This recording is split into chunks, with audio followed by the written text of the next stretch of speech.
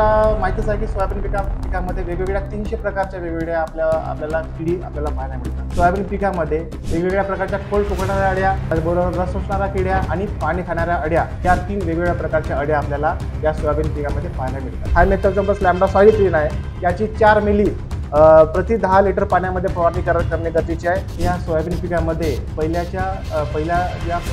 महिन्यामध्ये कशा प्रकारे आपल्याला व्यवस्थापन करणे गरजेचे आहे।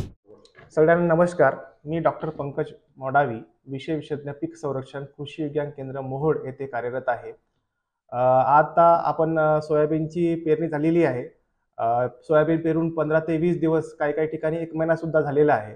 तर या सोयाबीन पिकामध्ये पहिल्या महिन्यामध्ये कशा प्रकारे आपल्याला व्यवस्थापन करणे गरजेचे आहे आणि कोणकोणत्या किडींचा व रोगांचा प्रादुर्भाव होतो हे आपण थोडक्यात जाणून घेऊया।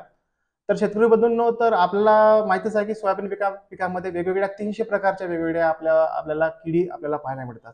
त्याचबरोबर वेगवेगळ्या प्रकारचे रोग सुद्धा आपल्याला पाहायला मिळतात की जे सोयाबीन पिकाच्या प्रादुर्भावास कारणीभूत आहेत।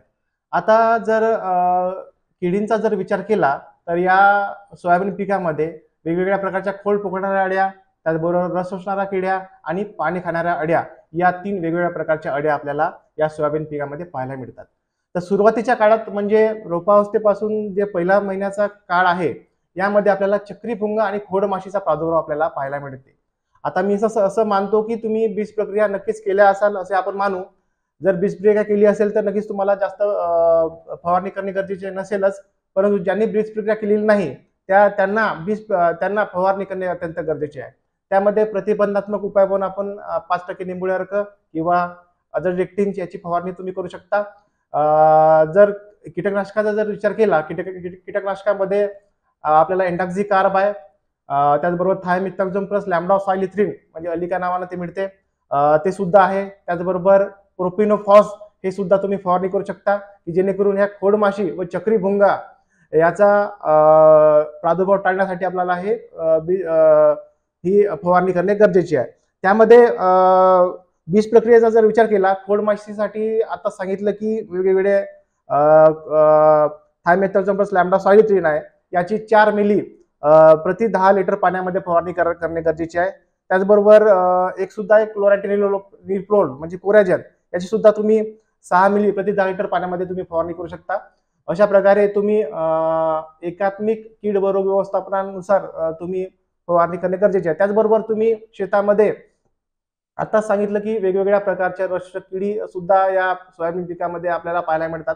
त्यामध्ये मावा आहे, फुलकिडे आहेत, पांढरी माशी आहे, अशा वेगवेगळ्या रस शोषणाऱ्या किड्या आपल्याला पाहायला मिळतात। कारण की या रस शोषणाऱ्या किडी काय करतात, जो काही आपण सोयाबीन पिकावर पिवळा मोजॅक म्हणतो आपण, ह्याचा पिवळा जो मोजॅक हा रोग आहे, हे रसशोषक किडी याचा वेक्टर म्हणून काम करत असतात। त्यामुळे आपल्याला या रसशोषक किडींचा वेळीच बंदोबस्त करणे गरजेचे आहे की जेणेकरून आपल्याला जो विषाणूजन्य रोग आहे पिवळा मोजॅक हा पाहायला मिळणार नाही। यासाठी आपल्याला शेतामध्ये पिवळे निळे चिकट सापळे लावणे गरजेचे आहे। त्याचबरोबर महात्मा फुले कृषी विद्यापीठ राहुरीने सुचवलेले ऍसिडियाफ्रिट प्लस बायफ्रेथ्रिन 5 मिली 10 लिटर पाण्यामध्ये तुम्ही फवारणी करू शकता। त्याचबरोबर विशेष बाबमध्ये पावसानंतर पेरणीनंतर दीर्घकाळ उपडीप दिली किंवा अथवा पिकास ताण पडल्यास उपद्रव अधिक वाढतो। नत्रयुक्त खतांची मात्रा शिफारशीनुसार अधिक देऊ नका, हे मी आवर्जून सांगतो। त्याचबरोबर वेगवेगळ्या पाण्या खाणाऱ्या अळी सुद्धा आपल्याला पाहायला मिळतात। त्याचं सुद्धा वेगवेगळ्या प्रकारे तुम्ही मॅनेजमेंट मी एक चार्ट तुम्हाला देईन, या स्क्रीनवर तुम्हाला चार्ट येईल, तो चार्ट बघून तुम्ही योग्य प्रकारे नियोजन करू शकता। धन्यवाद।